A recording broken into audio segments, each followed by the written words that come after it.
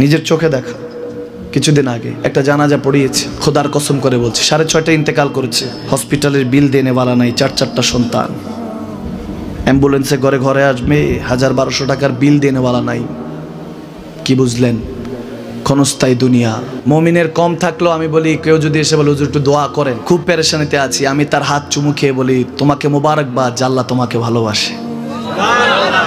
পেরেশানি তো মালিক দেয়, এই জন্য এটা রহমত মুমিনের জন্য। পেরেশানি দেয় যখন ফেরেশতারা বলে আল্লাহ চাইতেছে চাইতেছে, টাকা পয়সা চাইতেছে, বলে এটা কি? বলে ফাসেক, দে বিদায় কর, বিদায় কর। তার চাওয়া আছে, বিরক্ত লাগে, বিদায় কর, কি লাগে দে। আল্লাহ 10 কোটি দিয়েছে, 100 কোটি দিয়ে বিদায় কর।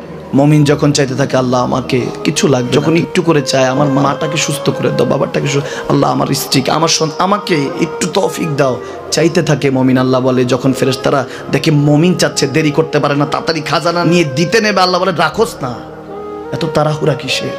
তার চাওয়ার মধ্যে তো প্রেম আছে, একটু চাইতে দেস না। থাকুক না মুমিন আর একটু পেরেশান, থাকুক না, থাকতে দেস না, একটু থাক, একটু থাক। পেরেশানিতে রেখে আল্লাহ মজা নেয়, মহব্বত নেয়, মুমিনের অন্তর থেকে খুশবু নেয়। আল্লাহর বড় মায়া, মুমিন যখন চায় আল্লাহ তখন মায়ার নজর নিয়ে তাকায়, হায় হায় আমার বান্দা, সুবহানাল্লাহ।